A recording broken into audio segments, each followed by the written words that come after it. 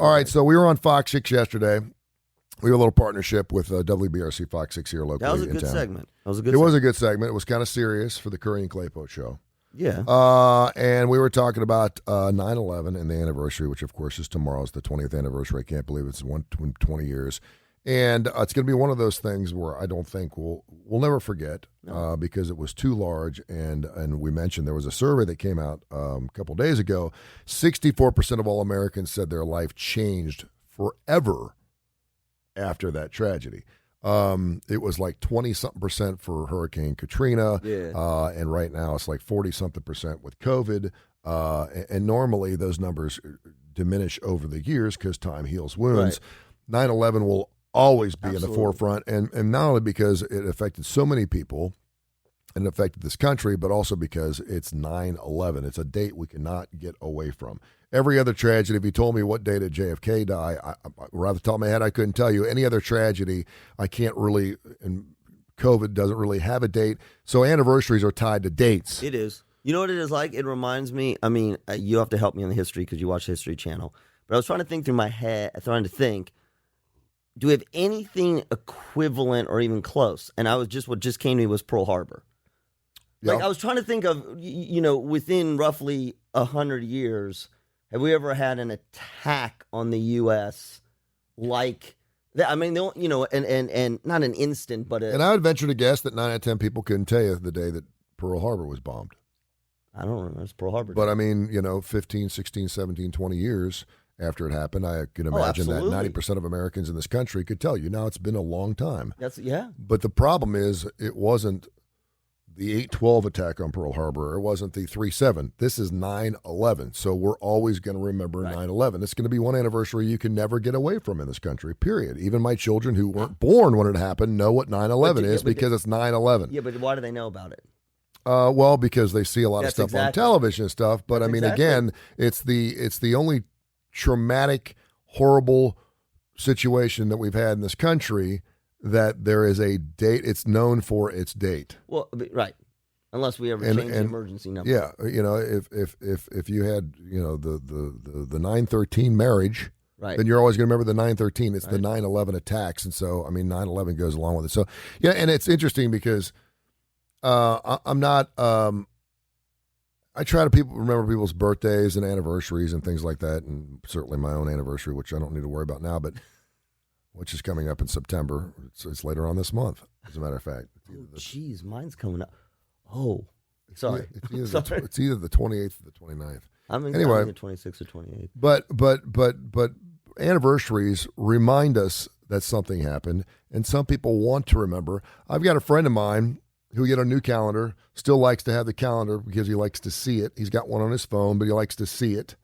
And the first thing he does is he goes through his phone and he writes down all the anniversaries. Wife's birthday, son's birthday, death of his father, beach trip, blah, blah, blah, blah, and writes it all out so he can see it. And so we're reminded of these things, good and bad, through our lives when we put them in writing and we put them in our phone. And so sometimes you remember an anniversary date just because it's so vivid in your brain.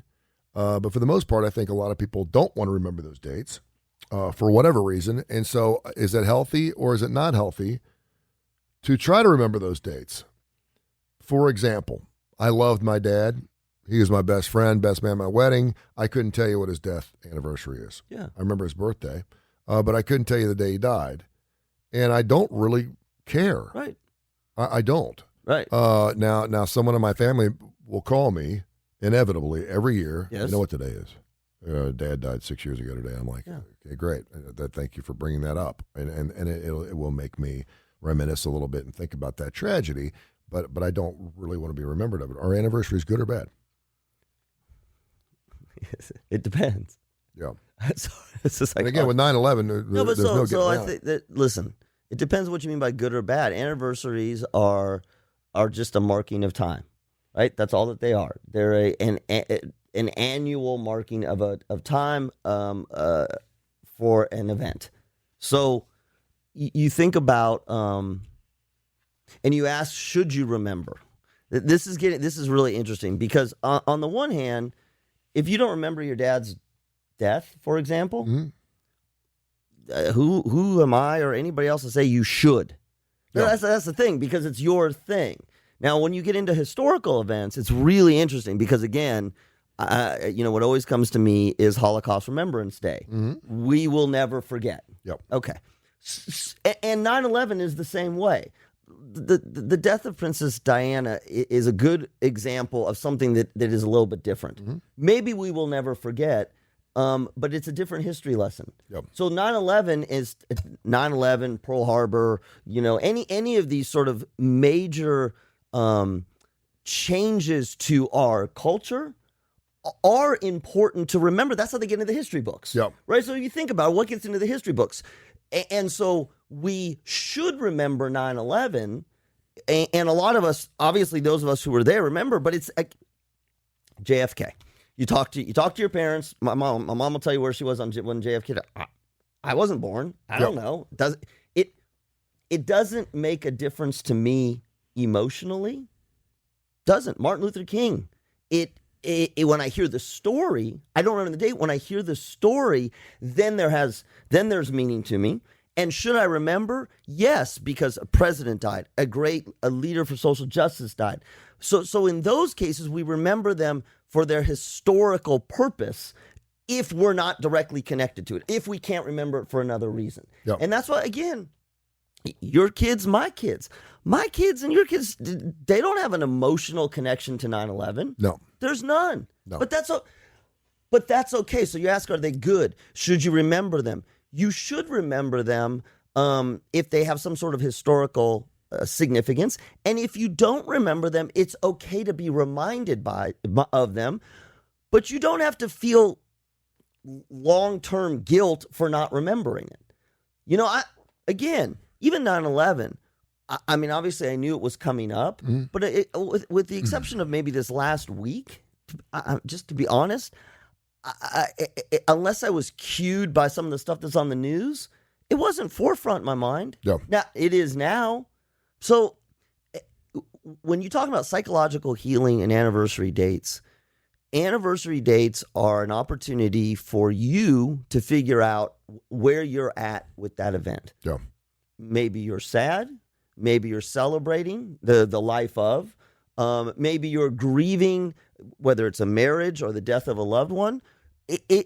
We all approach it differently. I think what is not good to do is to try to actively keep pushing it away, because here's the thing. Let it be what it wants to be. Well, yeah. And again, I mean, obviously, if you're living in New York City, this day, tomorrow is a very special day for you, and to walk around the memorial almost every single day as people walk to work or whatever is certainly a big part of that.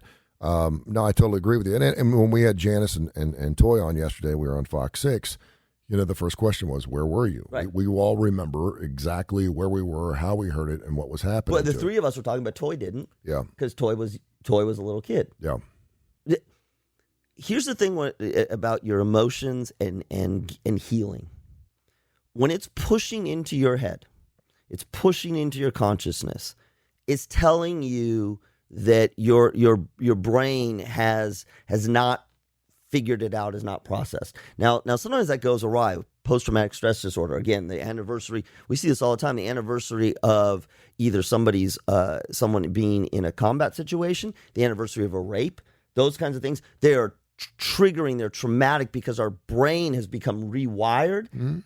To me, that's a little different. That's something that is a scar that we cannot, for some people, they can't even manage their life because of it. Yeah. But if you're something like a marriage or even 9/11 and it's coming in and you keep trying to push it out, then if it's pushing itself back, it's better to stop getting in the fight with it. Ask yourself, what do I feel? Yeah. What am I feeling in this situation? How am I doing in this situation? What's amazing to me about 9/11, and again, over 3,000 people perished in the attacks, and it's amazing to me that 1,100 bodies still haven't been recovered or identified, which is just crazy to me. And probably never will be, just because of the carnage. Every year around this time, there are TV shows. It's certainly on the History Channel, the Smithsonian Channel, which a lot of stuff I watch. There's all these, and I'm like, have we not seen enough of these shows about? There's been movies made about it, and I'm not for some people, they want to see every intricate part. Yep. But the stories just keep coming and keep coming and keep coming. 20 years after the date, there's still new material. And once you start watching it, it's hard to turn off. Yeah, because it's connected to it. So I heard so in my house, my wife. And I almost feel like I need to watch it. There you go. So my wife. I feel like I need to keep it fresh because yes. I know as a human being that time does heal wounds, and I don't want to ever forget. And particularly now with the Taliban, the Afghanistan situation, everything going on over there, I think it's important that we do stay cognizant, because what we do is it's like drunk driving. You get your DUI or you get pulled over, and you're like, I'm never drinking and driving again. And then about 8 months later, there you are again, because you're back into your mix, you're back into your routine, and it happens, and it's unfortunate, but we don't ever want to forget that. This is why the Smithsonian, we're coming up on, there's only like a couple Holocaust survivors, I think, who are alive. Yeah. And so the past 10 years or so, the Smithsonian and other institutes have been doing interviews with and visual media, that kind of thing, so that it will be forever canalized. Mm-hmm. I mean, I think this is what happens with the 9/11 and the 9/11 stories. It is our way of making sure, and for a lot of us, we're drawn to it. It comes on. My wife is this way. We watch it every year. It's so horrible. I mean, because of some of the footage and all that kind of stuff. But and I was driving over here today. I didn't tell you. I heard something on NPR about two. I mean, this breaks my heart. I never heard of this story. Two twin brothers, did everything their entire life together. Same job, same everything, same industry, and both worked. One worked in the tower, and one worked, I guess, in a different floor. Mm-hmm. One got out, and the other, they made the phone call. He was calling his brother, saying, I'm not going to make it out. Yeah. Two twin. I mean, can you imagine? And he said it's the first thing it's the last thing I remember. So those are things that's a part of living. Like, that's just a part of living. And what'll be most interesting, and we have courses in it now. There's high school courses, there's college courses. We are living in a time where we've got kids 20 years old who have to learn about it from the history books. Yeah. And I know you had the same thing. When you were reading your history books about JFK, you and I were reading it, and we were like, okay, it was horrible. And then you return to your parents. And my mom, I remember I was crying and all that stuff. Do you remember where you were when Reagan got shot? No. Do you remember him getting shot? I do. Because you remember the footage. I remember them saying that Brady had passed away, and he had not. They erroneously reported that. I remember actually watching it. I don't remember where I was at. I remember seeing it. I remember the space shuttle disaster. Yep. I mean, it's how old you are and where you were at and what was happening, and certainly remember the O.J. Bronco thing. And there's a lot of different things we remember. That's why we teach. That's why we teach history. That's why we want to get lessons from it. But I don't think that nobody can tell you. We know this. No one can tell you how to feel. You have to ask yourself, am I feeling this way? Am I honestly feeling this way? Am I pushing something away? Am I pushing something away to protect myself? We don't tell rape victims, you really should remember this. Yeah. And if you're not embracing it, but if you're not remembering it, no. In fact, we have treatments for post-traumatic stress disorder that do that. So you have to get through these things because your brain has a way of managing it. And I always say the same thing.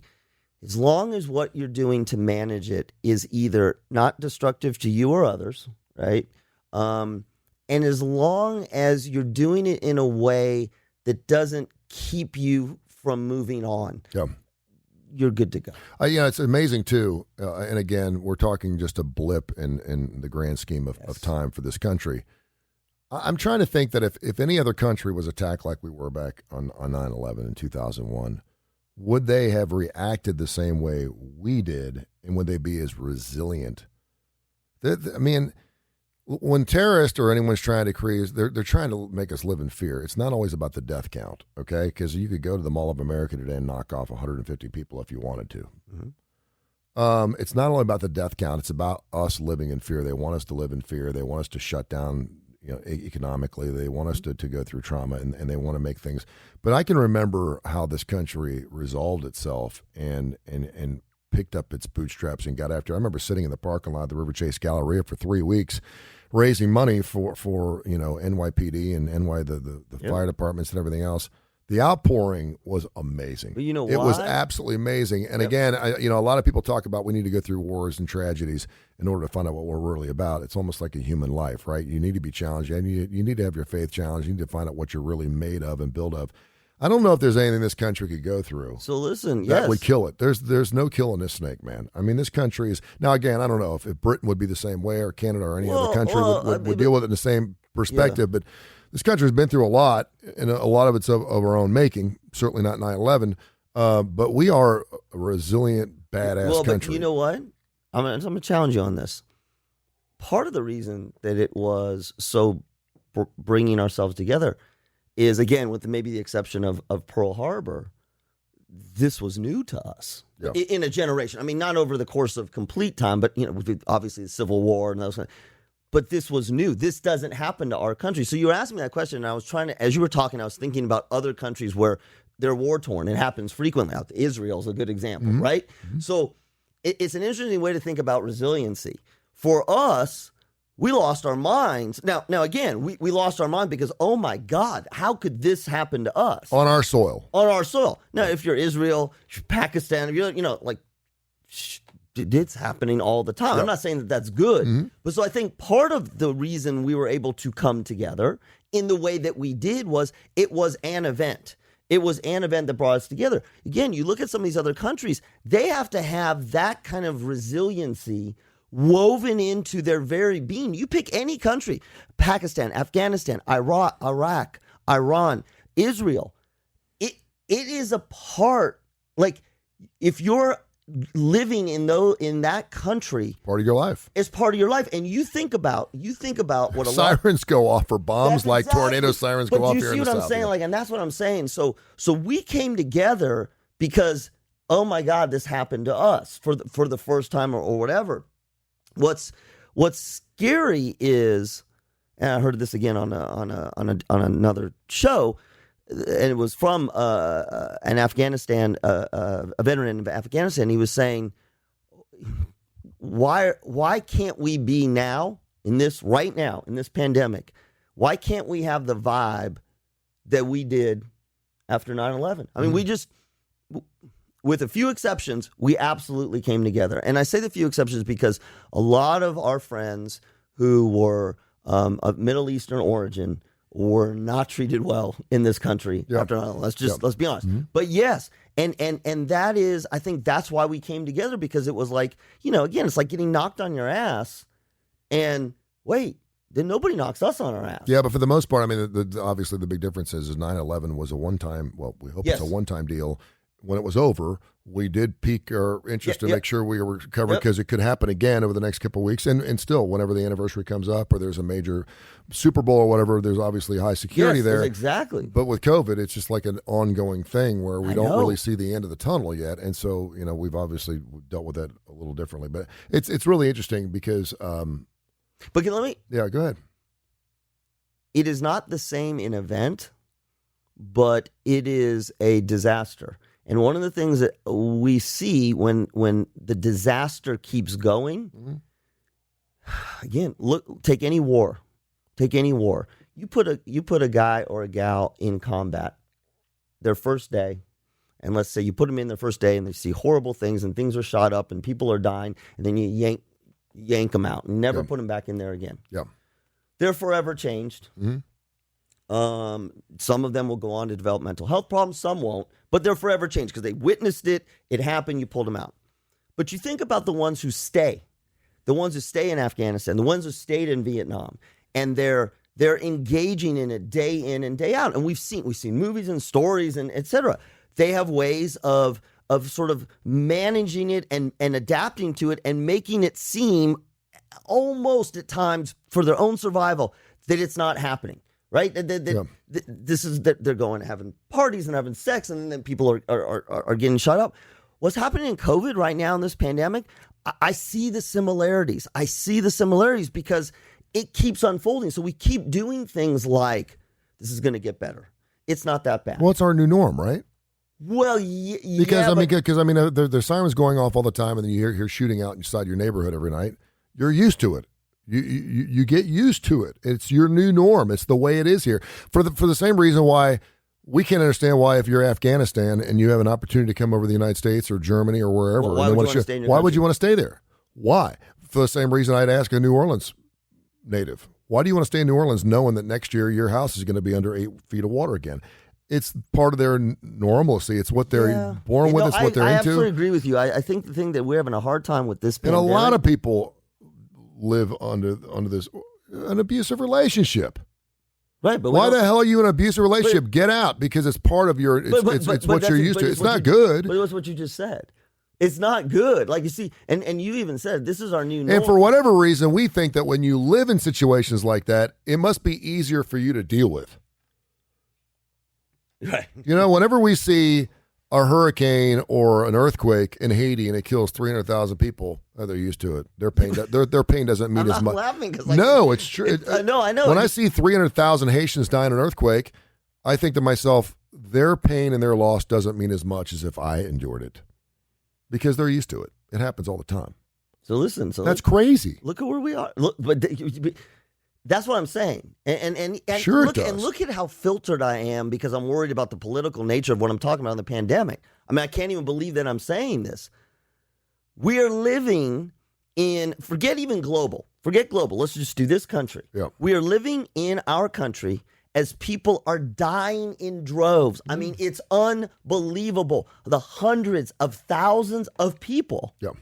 And we're like, and we're quibbling over whether we should have mask mandates and vaccine mandates. Meanwhile, again, this is what I try to tell people is people are dropping like flies. A, B, the ones who aren't dropping like flies, a lot of them have unbelievable health problems forever. And yet, you're right. It's not as if a bomb went off. And I don't know what our numbers of deaths are in this country. 500,000 people were killed. Yeah. If that happened, we'd go, we 1,500 people or 3,000 people, right? I mean, this is the thing. This is how psychologically. Well, and here's the difference there, because as many people as we saw help after 9/11, there were still an enormous percentage that didn't do anything. Yes. Okay. Right. I would venture to guess. What do you mean didn't? What do you mean? They did nothing. They didn't help. Okay, They didn't raise awareness or food. They may have prayed. Maybe they didn't have the economic security to do it. But they didn't do anything. We saw the lines of cars going all the way out to I-65 thinking, wow, this country is great. We saw it from our standpoint. But there were a lot of people that didn't do anything. In a pandemic, you're asking everybody to do the same damn thing. And that's not happening. I would venture to guess that maybe 10% of Americans, I think I'm probably going high, 10% of Americans did something special after 9/11. That's a very whether they raised awareness, whether they raised money, whether they sent gifts, whether they made a trip up there to clean up, whatever. Very good point. 10%. You're asking 100%. Right. Screw the 80%, the efficacy crap. Whatever. We're at 80% now. It's not going away because we have variants now. You're asking all of us to get on the same page. It ain't happening. But you know what's so great about it? It ain't happening. It's not happening with racial equality. Yep. It's not happening with pandemics. It's that you can't get 100% of anybody to do one thing. But listen to what you just said. You can't do that in a family. If you have 16 people in your family, are we all on the same page? There's going to be 3 or 4 people going to know. Listen to what you just painted it. And I agree with you. Listen to what I painted it. So we talked about after 9/11, we all came together, right? And the picture you just painted, which I agree with, is, you know what? Nah, we really didn't. In fact, most of us did not come together. Yeah. We didn't fight, but we sure as hell didn't come together. In fact, I'll just use your number, 10% of us were the only ones who really did anything. Mm-hmm. Because you know what? And this, oh God, the parallels here are unbelievable. You know what? Resting your head for a moment of silence after 9/11, that doesn't count. Nope. Right? So again, if we pull it back to the pandemic, just because you wore a mask one day, it doesn't count. And you're right. We are being asked, whether it's the pandemic or social justice, we're being asked to unite. Yep. And it's really funny and interesting to me to say, we can't. Mm-hmm. We can't. And I bet you, if this was on social media, I'd be hammered right now for saying that. I blame him for saying, Probably. we should just, what's wrong with people? We should just unite.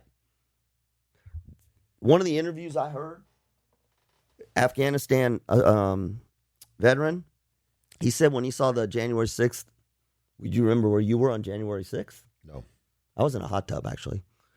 I was. But he said that he has not felt like 9/11 until January 6th. He said, and this was a soldier. Oh. He said when the Capitol was taken over on January 6th, he said in his stomach, he had the same feeling as 9/11. And I remember, and I'd never thought about it that way. And yes, I was in a hot tub, but I remember watching, and it was different because it was us, right? Mm-hmm. It was, but I do remember this feeling. I don't know if you felt this, of something horrible has happened. And it wasn't that it's what's going to happen next? Yep. How bad is it going to get? And that's a great example of not only did we not unite, this was us imposing on ourselves. Dude, we got a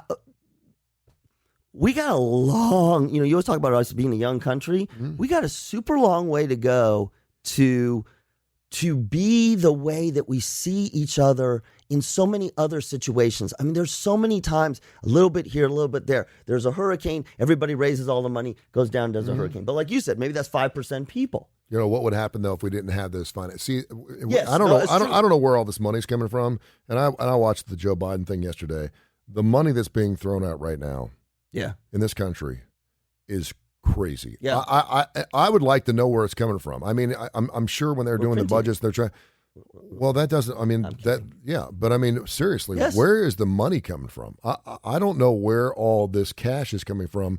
To throw $50, $60, $70 million or something right now is nothing. Well, do you see where we've made the shift? Do you see we've made the shift? And so when you live in a country like that, and I can only think of a couple other countries that are in a situation to possibly do that, because you got to make it to spend it. And I don't know if we're making it right now. I can't imagine we're making, certainly not what we're putting back out. We know what our deficit is. Yeah. But I mean, whenever there's a problem, we're just throwing money at it. And that's good. It's great that we're financially able to do that. But we're going to have to pay. Well, we're going to have to pay the piper sooner or later. And I'm thinking maybe 50 years down the road,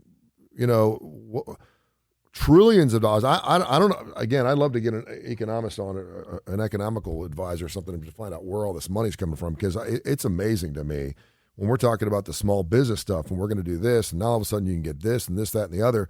It's crazy. If we were in a situation where we weren't as economically viable to throw money at all these problems, where would we be at? We'd be shut down. We'd shut down, because that's what a normal country would have to deal with. They did. The other countries that were just. But I think that's another reason why we're dealing with all these problems, because I do think there's an influx of a lot of different ideologies, immigrants, different people moving into this country, moving out of this country. That for the most part, if he's elected, I'm moving. No, you're not. Right. You still got it good. Right. You're still free, and you're still making all the money you want to make, and it's all about the money dollar.